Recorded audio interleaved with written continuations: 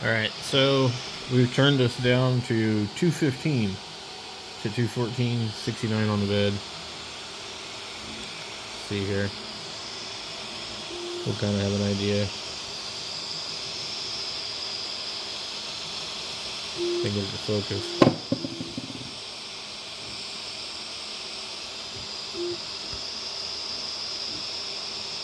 So that's what it's looking like right now. Come on, focus. So, it's not terrible, but not good. There's something wrong with maybe the hot end or something. I don't know. But anyway, we slice this up. We're gonna go put this on the Neptune 4. Now, over here, what I usually do is I usually have this printer on, and I usually have the dryer on, and then I will put them in a bag afterwards. And I'll sit here and I'll listen to the radio and print things, and I usually have the diesel heater going over here. It's kind of cold in here.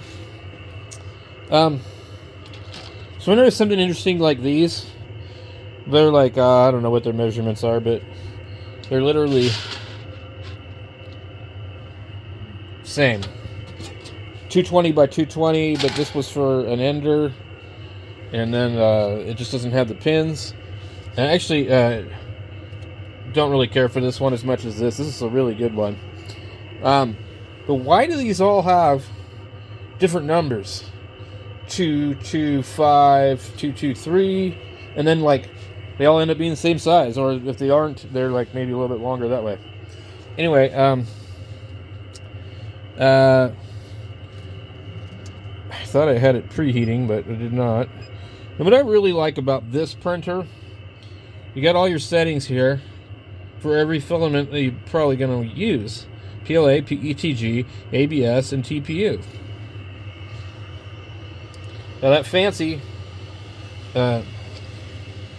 sv07 has PLA and ABS. That's it. And ABS wants to heat your bed to like 100 or something nuts. So this one is set for 220 and 70, and I don't know like if you can change that, but like perfectly fine for me. And I'm using the Elegoo Rapid, and that's the stuff that's giving me trouble in all the other printers. Well, not all the other printers, the other printer. So this runs Clipper, but you don't have to screw around with Clipper. You can if you want, and you can hook up an Ethernet, and you can hook up some kind of Wi-Fi. And if you put the right Wi-Fi adapter here, you would be able to access it. The one thing I would say that is nice about the sv07, I was able to connect really easily. And it is nice to not have to come out here and plug in a USB, all that. But on my main computer that I'm using in the house, I still have to save the file. And I know there's a way around this, but I still have to save the file on the computer before I can send it to like Mainsail. It's like I got Mainsail, Moonraker, and Clipper. I don't understand how that works. But anyway.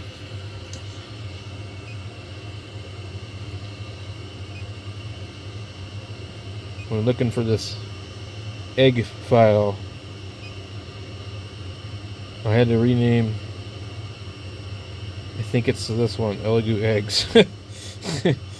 I've never seen a preview of a print on here, on this one.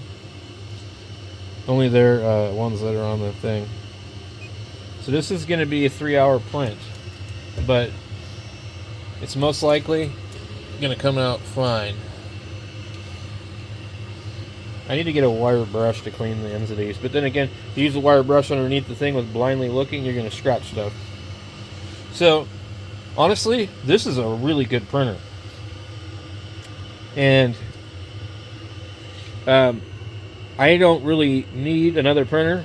I didn't need another printer in this size category. In fact, I don't need any more printers at all, really. I've been blessed with plenty of printers. But it is nice when I want to do a bunch of stuff and they all work.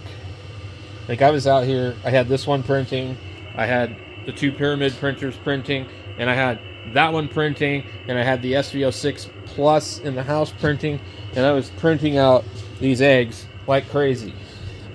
I did have a little bit of issue on the eggs on the bottom here, on this printer in here, and it's probably just some weather related, because they're not all that bad.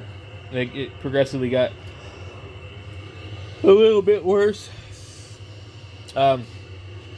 Also, I was going to mention these things here.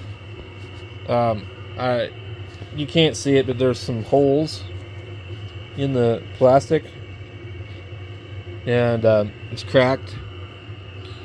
A few different ones.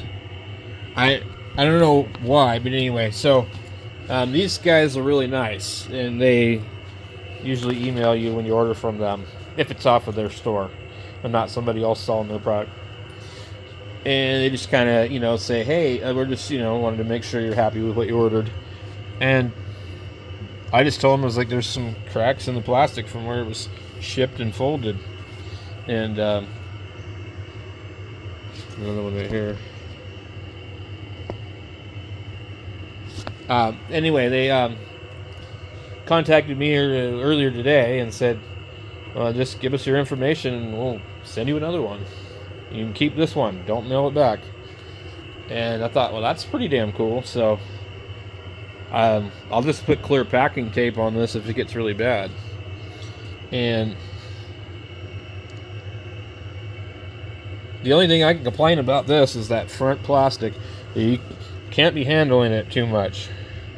It will break. And I don't know why. Maybe it just sat too long. So, and every time you fold it up, I think it's probably bad on it. The cord is really hard to get through here. It does have the vent tube in the back. It's perfect for this. It's larger than the Creality ones. It almost fits a CR10. Almost. In fact, if you want to print with a CR10 and just have the front door open a little bit, but you can just leave it hang like this, and it'll push on it when it comes too far forward. But if you're just printing in the middle of the bed, you probably could shut the thing on it.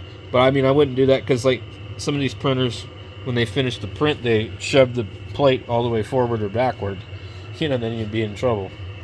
But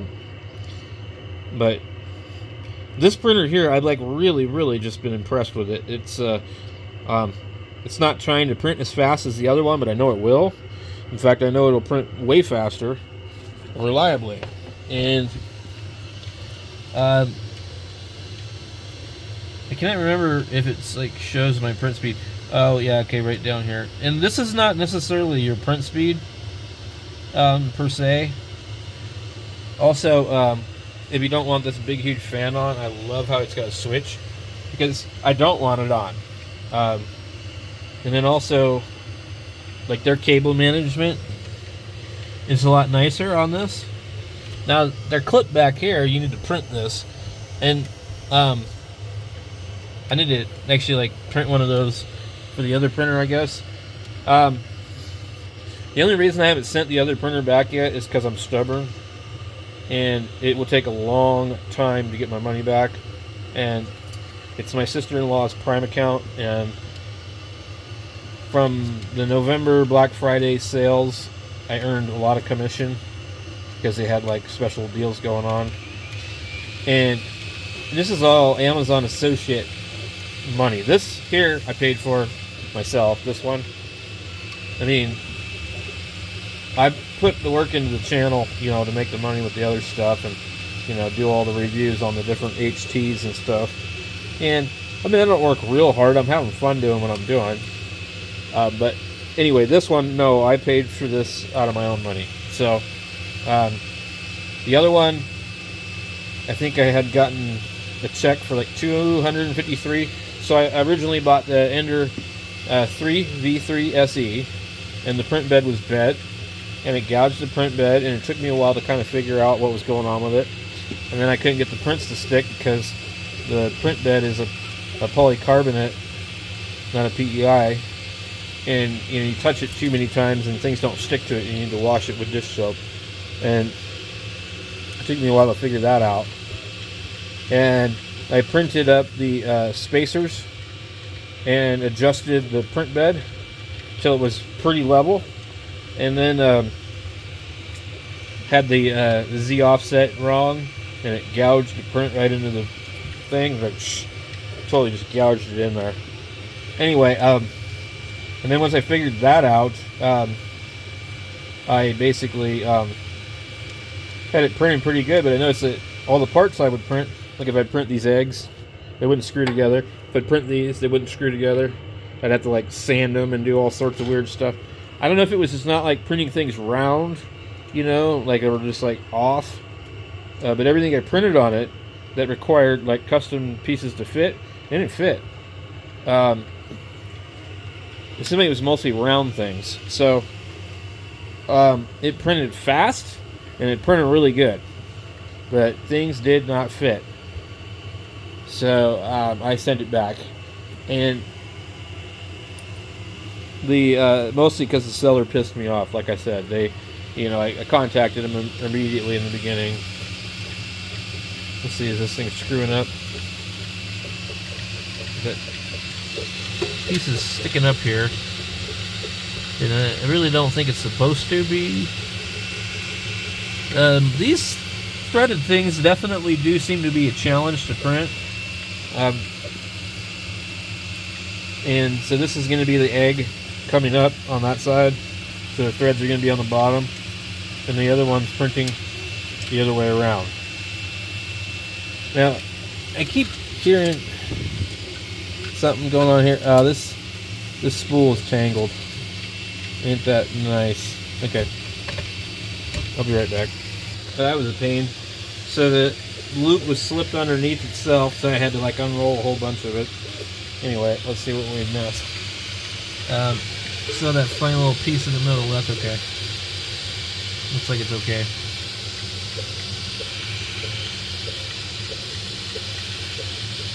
So now with this one, I do have Z-hop enabled, and it just kind of hops along. This one was sort of shredding around things.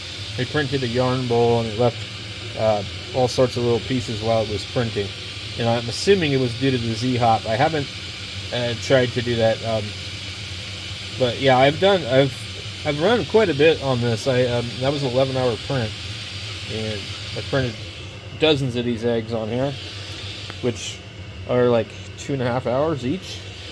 So I've got some print time on this for sure, and I've really only had it like a little over a week maybe. So I think got it on a Sunday, the previous Sunday, so just a little over a week, because here it is Thursday, early Friday, when I should be probably asleep. Anyway, it's a great printer. I totally recommend this one. I think this is a great printer. I've had nothing but pretty good results with it. It hasn't done anything weird. I haven't had the display or clipper crash or anything. Like, both of my Sovols do weird things. The one Sovol thinks that there's no filament in it, and then usually this lights out, and I think it's the wire here. But that's a used printer, so like that was a mistake in itself already. A lot of times these are just cheap enough you just buy them on Amazon new. Unless you're getting like the printer for like half the price or $100 less. But I mean, why would you want to buy an Ender 3 for $100 when they're $169 or $99 on eBay? This one right here, this one is super good deal. Like $269 all the time on eBay. It's $299 on Amazon. Went on sale $283 right after I bought mine. They would not give me the difference. So with the Amazon, I'm just tired of dealing with them because their customer service absolutely sucks. And anytime that you have a problem, you need to call them. They got some dude answering the phone that's in his garage with his kids screaming in the backyard, and you can hear it all on the phone now.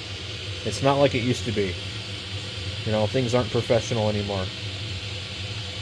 But, you know, it comes with doing business stuff. You know, Amazon is really good about getting things delivered, but outside of that, not so much. And I understand it really kind of depends on where you live. So, you know, I live in northern Arizona. I'm an hour and a half from Phoenix.